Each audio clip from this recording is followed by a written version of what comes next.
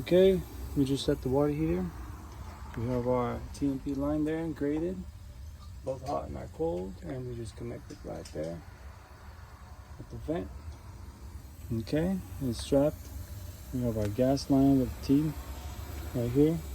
Catch all the sediment that goes to the, to the valve and to the gas. Okay, right here in this little window, you can see that it's on.